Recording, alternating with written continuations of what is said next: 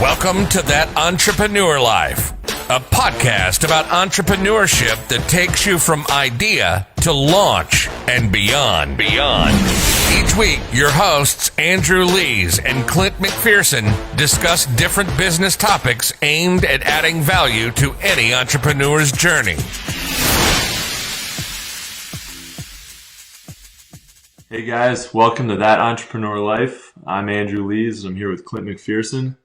Yeah. Welcome back. Episode 5, right? Yes, sir. There we go. Yeah, we got it. So today we're going to be talking about how to overcome challenges or how to overcome roadblocks with your business. And this is specifically appropriate, especially for me right now, because I've had to apply some of these practices we're going to talk about.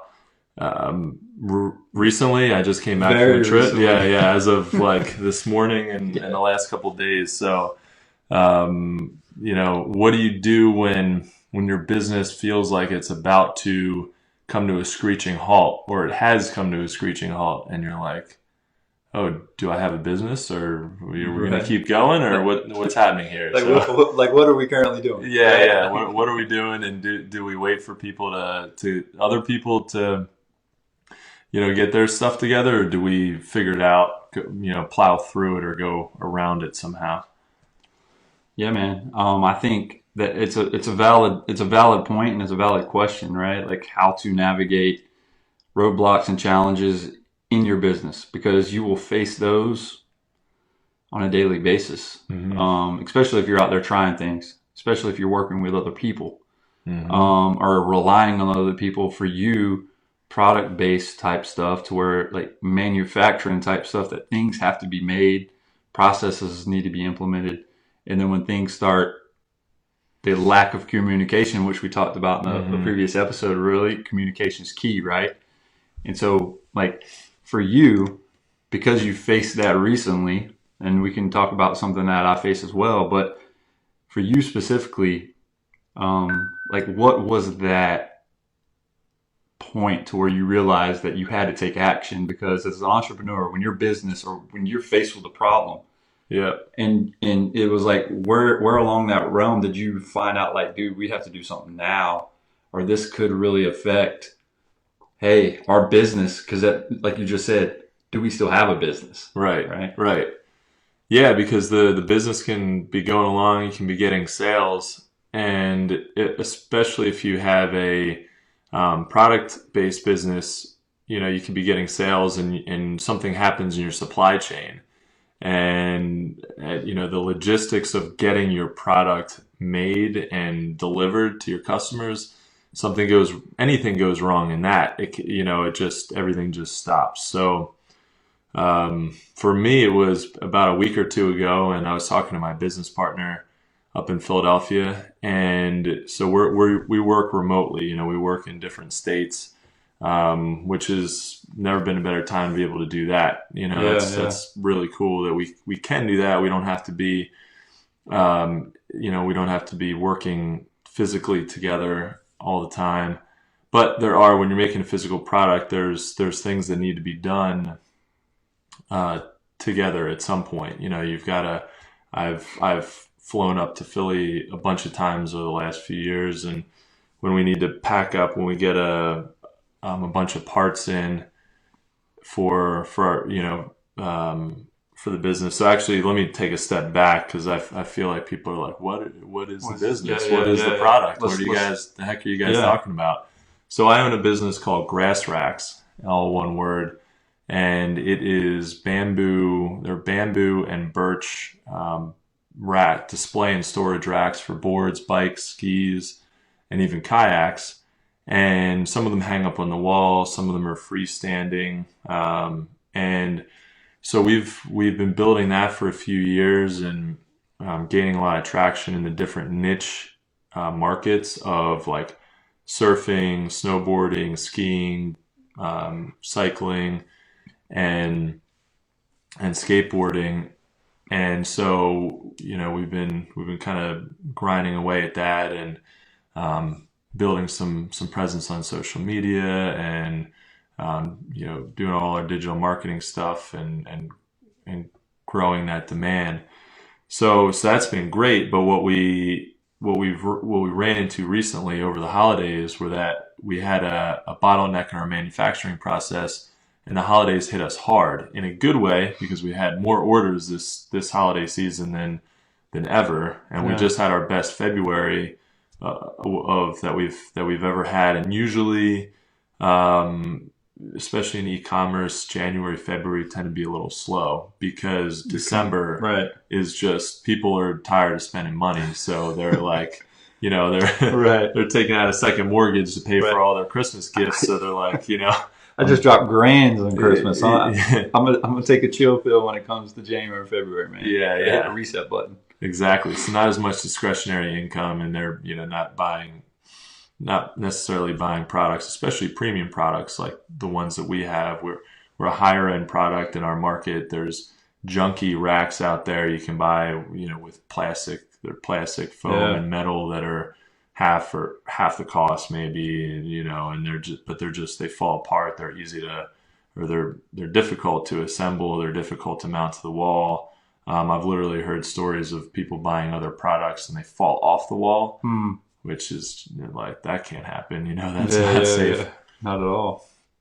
So a couple weeks ago, we've been trying to get through the holiday season, and our finally kind of came up for air, but we had the issue where our manufacturing still wasn't catching up to where we had just been wiped out. We had to tell a lot of customers that, hey, thank you for your order. Are you going to be patient enough to wait for us to get another production run ready for you? So, and a lot of them have been awesome, and they didn't care that we took a little more time. Right.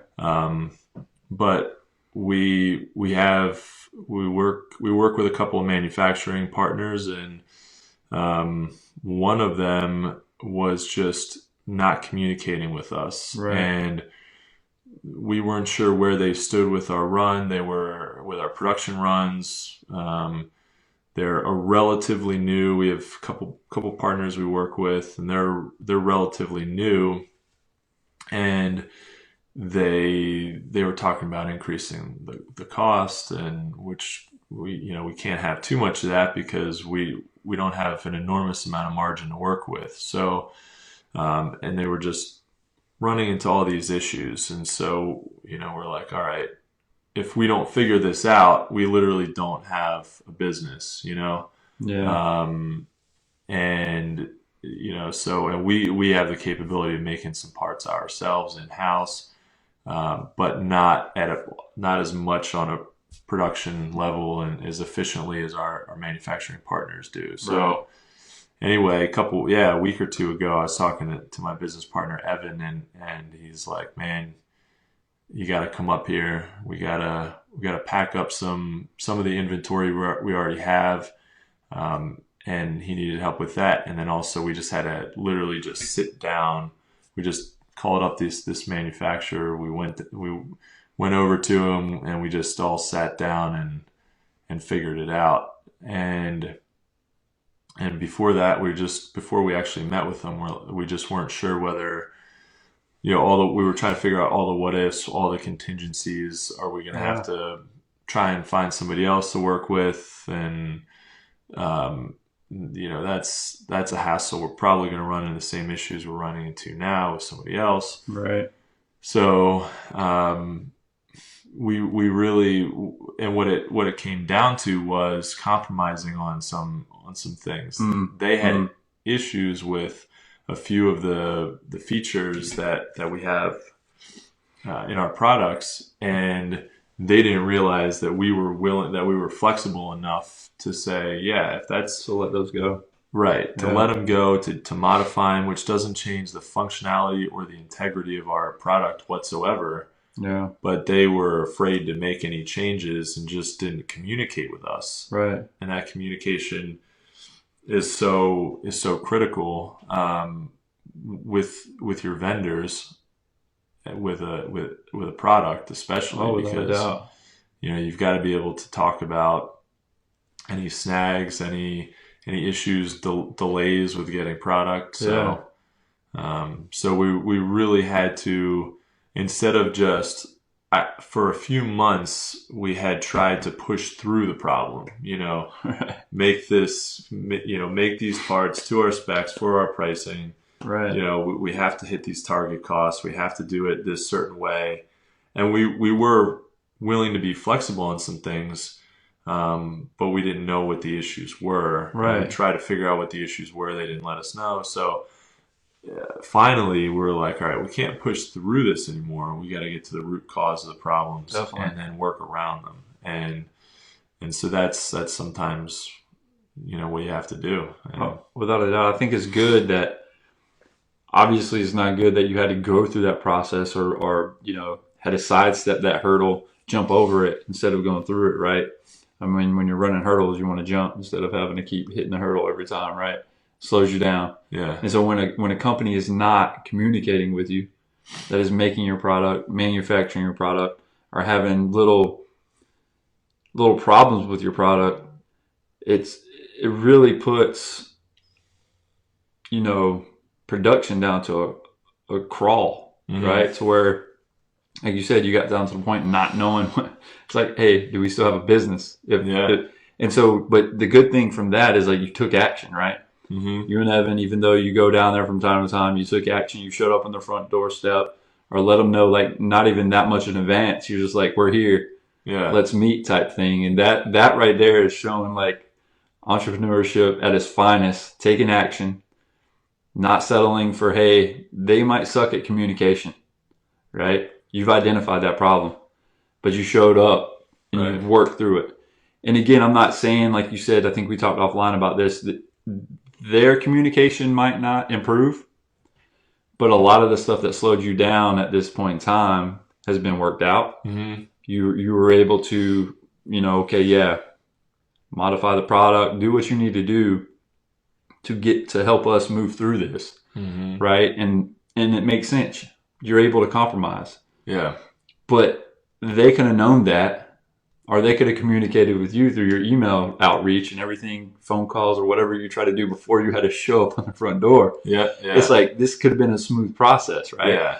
And so even though we're entrepreneurs, right, somebody on the other end is an entrepreneur themselves as well. Right. Right. To where it's like, they get their own struggles or try to figure things out. Right. But if they're not communicating, which goes back to one of our previous episodes, right? It's like, you have to do that. You don't know that. Yeah. Exactly. And you don't know that. But you taking action, you and your business partner showing up on their front door, basically working through that, man. That right there is awesome and a great story. And that's why I really thought we had to tell it today on this episode, because it definitely shows, don't be afraid to take action. One, you don't know what they're going through. Two, sit down with them, right? Because things could get lost in translation through emails. People might not respond to your emails. People they might not answer your phone calls. Yeah. Right. And so that's a challenge in itself. And then when you're relying on people, whether they're part of your team, like for me in digital marketing, communication is key, right? I got to stick to deadlines. There are hurdles I got to jump over all the time, or roadblocks I encounter all the time. As far as, when I first started out in this game, website projects were a huge thing for me, right? We get everything lined up. Yes. Okay. We have a 20-page website. I got all the content. I got all the photos. I got everything that needs to be that is needed for us to start this project from the client. Right. Okay. But that's not it. That's not it. That's not it forever. No, not it. Right. But it's enough for us to get started. Right. Mm-hmm. Until we hit another roadblock. But when something comes up, like a page that we were just thinking about, or something, oh man, I didn't quote them on this. I'm able to go back to them if you communicate with them properly, right? Instead of hitting them with a big old, okay, here you go, I added 5 more pages, pay me, right? Like, right. No, man. What? How did that? Exactly. Like, how do we get to? Like for your production, right? Yeah. Like if they would have continued to do what they were going to do, they were going to double your fees or whatever. Exactly. And it's like, and that's absolutely not. And that would be working through it instead of around it, right? And and just figuring out like, all right, we can't mess around with this forever. Right. We can't just pound our heads against the wall and do the same thing over and over and over again and expect different results. So, we got to work around it. We got to, we got to compromise in, in some way. Yeah. Like when I'm doing a design, I'm sure it happens with you too. When I'm working on some product development, I'm working through a design, and I have an issue with my design software where it won't let me do something a certain way. Usually there's a few different ways of doing something. Yeah. But like for whatever reason, it's glitching out or whatever. And Buggy right now, right? Yeah. There's some, it's like CAD software can be kind of like a video game sometimes because it just, there's certain things where you're like, this should definitely work. There's no reason why this can't be done, Right. but it glitches out and you can't get it to work. And you could call tech support and try to get them to help you out and maybe open up a support ticket. And then like 5 months later, they might get back to you. Yeah. Or it's just like you figure out a workaround.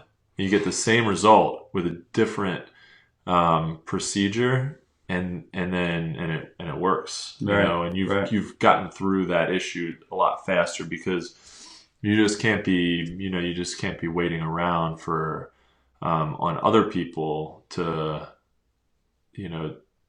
dictate Exactly. your business.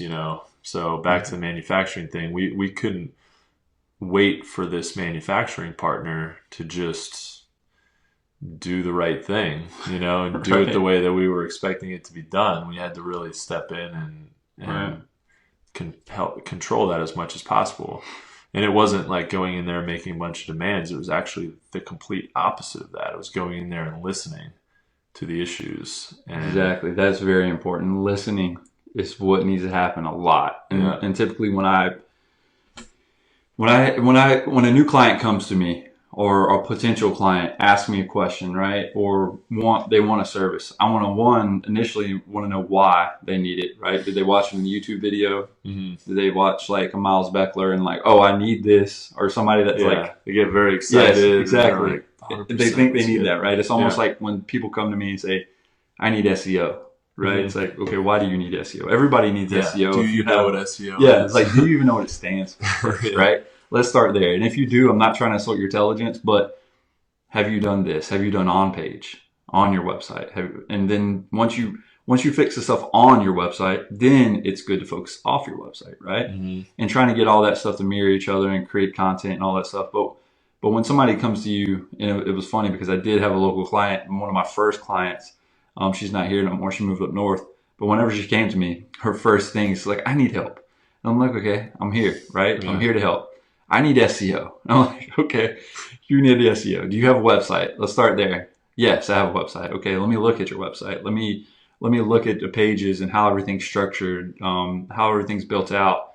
Have you actually implemented like meta descriptions and meta tags and all this other stuff that she had no idea about, right?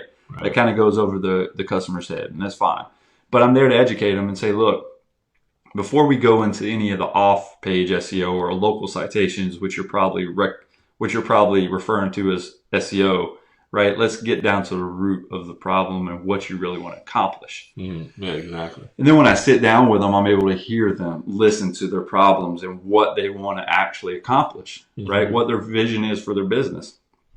And if you don't sit there and do that, you lose sight of everything. Right? Then it's just another transaction for your business. It's just it's just like churning them through without really paying attention to what you're doing. And then people aren't going to be very happy with that. Not at all. I mean, at the end of the day, excuse me. But at the end of the day, whenever they don't know what they don't know, I don't fault them for that. Mm-hmm. Right. But those are hurdles that I face daily. Of clients or business owners not knowing what they don't know. And those are waters that I have to navigate on a regular basis and talking about educating clients, right? It's things that, look, I spend a lot of my time educating people on what they actually need first before they get to this area or mm-hmm. before they dabble in this. And I mean, I was like, look, if that's what you want and that's all you want, we can do that.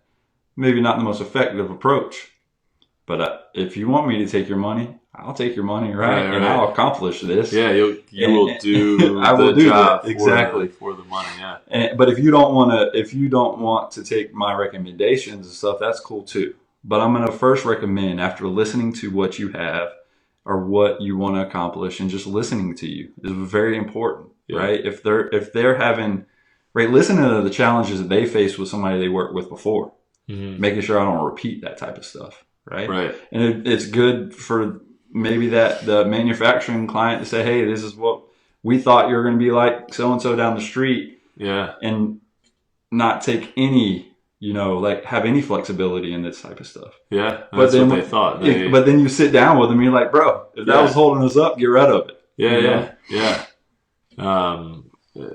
And by the end of it, everybody was happy. They were talking about, oh man, we, the owner of the company was his, I think he said his son is a big surfer, and he's like, oh man, we got to get him a rack. And we said, oh, yeah, absolutely. We'll hook you guys up with a rack. I mean, that would be great. So it just went from like kind of high tensions to just everybody was completely on the same page.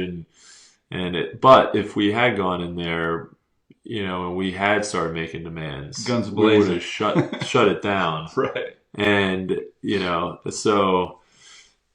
and it would have been more critical. It was more critical for us to make sure the meeting went well than them even, because they've got other clients. Yeah. We're long term, we're going to do really well for them, I think, and then we're all going to make some good money together. But short term, they're thinking, well, you're just another client. We don't need you today. Right. So, you better be cool. But it was good that you realized that. Yeah. Too, right? Like, I'm sure, like any of us, we can get hot-headed. We can make not the best decisions as far as approaching things. Oh, yeah. But when you sit back and think about it, like, hey, you could have went in there and started demanding a lot of things. How far would that have got you, right? Like, would they have just crawled in their shell and just were like, okay, right? And it was like, you really didn't accomplish anything, right? Right. You thought their communication was bad before. How's it going to be now? Yeah. Right? It's like, if at all, if they're not just if they say, okay, we'll see you later. Right, exactly. So you, like you said, you could have shut it down. Like, you went in there, started demanding all this stuff, and they were like, okay, we really don't need you, bro. Mm-hmm. or crawl in the shell and like, yeah, we'll still take their money from time to time, but do it on our own terms. Mm-hmm. And then you're still like, hey, do we have a business? Right. Yeah. It wouldn't have done any good for you or him. And so I'm glad, again, it's a perfect example, one, of taking action, but doing it the right way. Yeah. Going up there, hey, you were already going to be up there conveniently, moving some merchandise or products. And then I was like, okay, let's go meet these guys and let's iron this problem out. Right. In person. The best method and recommended method, right? Right. Like, if you could do it in person, that's the best way to do it. But when you're here in North Carolina compared to Philadelphia or whatever, where you have to travel, it's not always convenient to be in Philadelphia when you live in North Carolina, right? Right. Yeah. And so what sense does it make? Please, if anybody else is listening, anybody that works with me and Andrew going forward in any type of endeavor, just communicate with us, right? I mean, it could be in person, which we recommend, but if it's not, like if you're not a local client or a local manufacturer or a local person, like just communicate. We have cell phones, we have emails, but respond, right? I mean, that's really when it comes down to it. Respond to us, it'd be great. That's it, yeah. And we both have clients all over the country, and so, not meeting in person all the time is no problem. We can do that, and it works out great. But yeah, if there are ever any issues with your business and you just don't know how to get through or around something, it's good to just take a step back, consider all the options, consider all the scenarios, try and play out the different scenarios, and just don't freak out about it, because there are always options. Right. But, just good to weigh all those options and then act accordingly and just be who you are and represent your business, the way you want to. And people will respond to that too. People will just be cool with people, listen. And if you listen a lot and, don't get hot-headed or overreact to anything, that'll definitely go a long way. Yeah, without a doubt. I mean, I encounter a lot of those issues to where it's like, I'm so frustrated right now. Like the way I want to act is not the way I should act. Oh yeah. But I want to, right? Like Yeah. I have the urge to like set the tone, but then it's like, okay, then they might not ever. Is it the right time to do that? Because there sometimes there is, but you got to look at it from each angle and say, okay, play out the outcome, right? Like, is it worth losing this person? Mm-hmm. Like, is it losing this one contractor that I've teamed up with, or is it worth losing a client that whatever I tell them, they're not listening? Yeah. Right? Or do I need to show them? Are they a client that can take the tough love? Right? You can know that type of stuff before you go into the fight. Right? That's a good point too. Everybody responds different. Everybody kind of need to communicate with everybody a little bit differently. Trying to force your style on other people won't work. You have to figure out what works, what's there. In relationships, it's like people have, I've heard it called love languages, and how they interact with their, and it helps, partners understand how to communicate with each other. It's kind of like that in business too. Yeah. Is figure out with all the people that you work with, like what are how do they all communicate, and then communicate with them in that way. Some people thrive on tough love. Yeah. They need that. They need they don't want you to dance around anything. Right. They just want you to come right out, get to the point. Even if you sound harsh and super critical, they're like, cool, I'm good with that. I can adjust from there. And some people that it just rubs them the wrong way, and they get offended and walk away, or defensive, and you just they just shut down.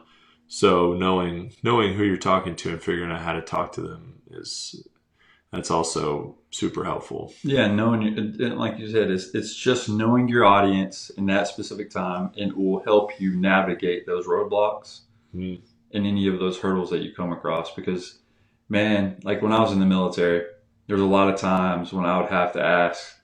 I was never the yes man. I would never say, Roger, sir, right? Like if I couldn't buy into something, I would always ask a question. Yeah. If it didn't make sense to me, or if it wasn't common sense type stuff, I would always be the guy that was like, why? Why, sir? Like, can you explain it to me? Not that I'm not going to do it like you want me to do it, but is it the most efficient way to do it? Yeah. Right? So it's almost like when I would approach that, it was almost me basically saying permission to speak freely, sir, type thing, to where it's like, he's not going to take offense to what I said because I'm saying it. I just asked for permission to speak freely. Same way with clients, right? You get to know. I have a couple of guys that are trying to franchise a restaurant. Mm-hmm. I can be more honest and open. Too. Yeah, great. Yeah, if you haven't been to Gooey's, it's pretty good. Yeah. So my thing is, they're trying to franchise a store, and so they're two businessmen that I can speak freely around, right? Because I've built that relationship to where I can be blunt. I can be honest with them. I don't have to hold back if I don't want to. There's been times where we've basically, talked to each other. Probably not the nicest, but just because we know we can do that, because I'm not going to take offense to it. I'm a grown-ass man. I know they're the same way, right? But some people, you can't come at them that way, right? I'm not just going to see them and jump on them, right? And be like, rah, rah, rah. But it's like, John, let's talk about this, right? Or Bob, let's do this, right? Or Teddy, like, let's think about this, right? Like, and then I can really talk to them and say, no, absolutely not. Maybe not the best idea. Right, this is why. Yeah, exactly. This is where I'm coming from. Right, and they value my opinion because they understand that what I bring to the table is valuable. And once somebody outside of you sees the value in what you're putting out or bringing in, it helps you navigate those roadblocks a lot easier. Right, the communication, the just coming at them and letting them know, like, here, I'm here to help. And again, that's why we're doing this podcast, is to add value to any entrepreneur's journey and just to give them advice and nuggets of some of the things like real world encounters of like this weekend in Philadelphia, Yeah, and then exactly. and cool stuff like that is just something that we're just going to share anytime something like that happens, because it's just, I really think it's valuable information and nuggets that you can take away and actually incorporate yourself. Yeah, exactly. I mean, and the entrepreneur's journey is sometimes not super exciting, like, Oh, without a doubt. the things we do every day aren't necessarily noteworthy all the time. We're gonna have plenty of days where it's like there's not too much need to talk about what happened, today, because Exactly. it's pretty boring. But there's definitely noteworthy times. There's things that happen along the way that we're like, we need to talk about this. This needs to be told. This is a frustration, or this is a setback, or this is a triumph that we want to talk about and share. And then we also want to hear what you guys what your setbacks and triumphs and questions are. So, Right. definitely let us know, and we're going to start answering questions on each episode. Yeah. And before we really get into it, so we definitely want to hear what you guys think of the show, what you want to know from us, what you want us to discuss. We love that feedback, because we're all in this together. We're behind the mic, but we're all in this entrepreneurial journey together. So Yeah, without a doubt. And I think what the action or the challenge that we should probably push out to them before we end this episode, man, is to, hey, if you're facing a roadblock or those hurdles, how are you taking action? Like Andrew did this past weekend and his business partner, which is huge, right? Because that communication gap has lessened. mm-hmm. Now the process is moving forward more and better and more efficiently, hopefully. Yeah. And then going forward, it's like, but the challenge should basically be, to take action.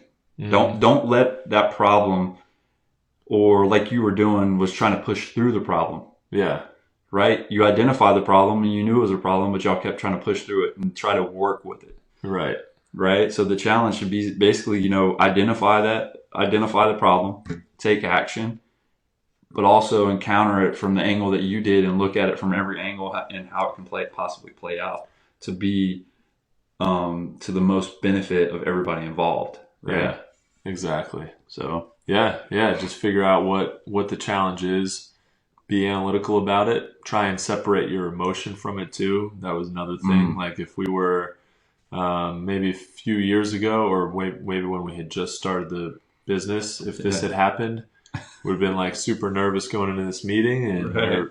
we would have been a little more emotional about it. But now it's to the point where we're just like, it's just business. There's options, and we're gonna